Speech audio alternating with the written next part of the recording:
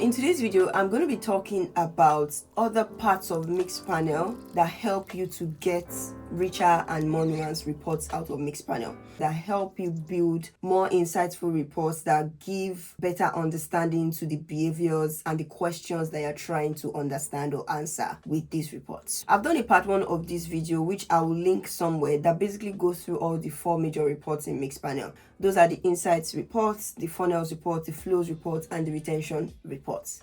What you can do with those reports and how you can use those reports as a preliminary entry into Mixpanel. Let's get into it. First thing I want to talk about is events, which is the foundation of Mixpanel reports, and groups, and also looking at event properties and user properties. Those 4 major reports are built off of events, and that's how Mixpanel works. Events are basically actions that your users can carry out in your product. If you think about your product or your software, every single thing that a user can do, can click, that can translate into an action that this person did X, this person did Y, that is an event. That's the foundation of every Mixpanel report, because most outcomes that we want our products to achieve are based off of clicks and actions that users carry out. So those are events. Users, on the other hand, are people that are doing those things. Your users, the people that are in your products, clicking on those events, are your users. And Mixpanel is built in such a way that your events and your users are interacting in a way to give you those reports. Now let's talk about event properties and user properties. Event properties are attributes of those events at the time when the users clicked those events or clicked those actions. User properties are the attributes of the users at a point in time. In fact, at this current point in time, those are the user properties. And let me say that again. Event properties are the attributes that an event carries when a user carries out the action in your software. So think about, if a user does something, what are the properties associated with that action? However, user properties are attributes of the user right now. They are a current attribute of the user. And I'll show us a few examples just to clarify this in Mixpanel. But one thing you should have at the back of your mind as we go into showing you an example is that event properties do not change. They are historical. They are the properties of that event at the time it was carried out, even if those properties are not the same properties today.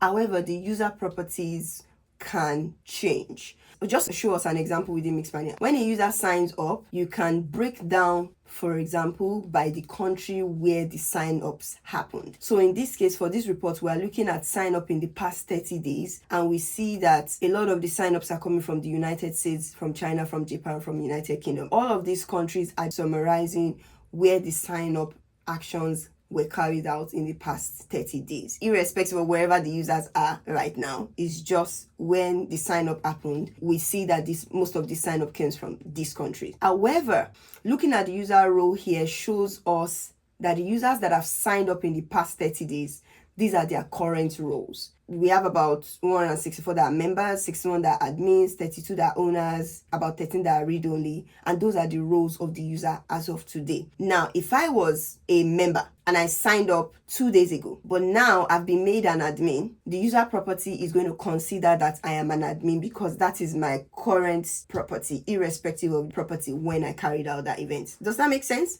So it's just basically like historical events, they happen, they don't change, but the user may have changed in property. So that's the difference between user property and event property. When you're looking at a breakdown or when you're using properties, if you have the user and an arrow just in front of the property, is the way for Mixpanel to let you know that, hey, you're breaking down by the user property. But if you don't have the user and arrow, then you know that you're breaking down by the event property. That's the clear way to differentiate. And this distinction is very important because sometimes you have a product where you have the same property as an event property and a user property, because I've seen product where you have the user property of country or city, and then you also have the event property as country or city. So sometimes it gets confusing, like, hey, was this the country or city where the user carried out this event from, or is this the country or city where the user is right now, like the last known country or city that the user has in the product? Sometimes it can be confusing, but if you use that mental model of having user in front and the arrow to identify user properties, then you get it. But it also comes to play where I might be trying to answer the question of all the users that signed up in the past 30 days, where are they right now? That's where you need to break down by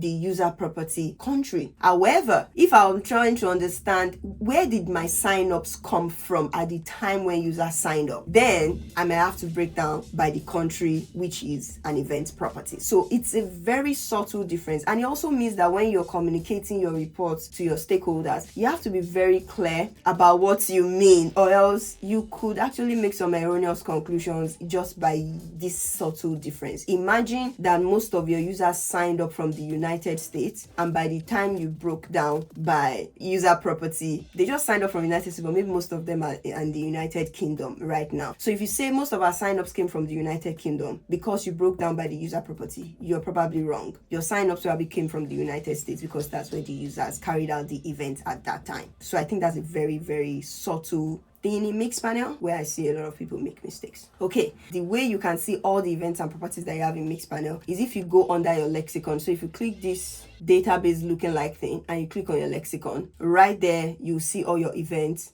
their properties, and the profile properties. Profile properties are also known as the user properties. So you see all the events. In this case, you see all the events that are being associated with this Mixpanel implementation. If you click on event properties, then you see all the properties. Click on each property and see the events that are associated with those properties, like which event carries this property. So every event could have different properties. It could also have some properties that are persistent across all events. Those are called super properties, that irrespective of whatever event is created, these properties will always be associated with events. And then if you click on the profile properties, you also see the properties that are associated with every user profile. The reason why you don't see users under the lexicon is every user that interacts with your product is tracked in Mixpanel. So you don't need to specifically create users as a profile. Every user created is a user profile, but you have to create all the events, which is why I said ensure that you're tracking every event in your product as much as you can. And that's because you don't want to miss out on possible correlations between events that you don't expect and the events that you expect. So implement your Mixpanel in a way that every possible action that is carried out in your product is tracked. You have the top menus here where you have your users and then where you have your events. And the users here are all the users that have been interacting with your product. The event is also showing you every event up until the most recent for you to be able to go back in time. Just every event as they are being fired in your product. So I hope that clarifies events and users. Just a quick recap. Events are the actions that are carried out in the product, while the users are the ones carrying out those actions. As much as possible, track every possible event in your product, because some lesser known actions could have a high correlation with events that you do not expect. So you want to track everything possible. And then event properties are immutable. They do not change. They reflect the property of that event at the time when it was carried out. But user properties can change, can be updated, and they reflect the current property of the user as at the last time that they interacted with your product. I hope that makes sense. Okay. Hi, editing Detan here. So while I was editing this video, I just realized that the section for events, users, event properties, user properties was quite dense with respect to the explanations and the differences that I gave.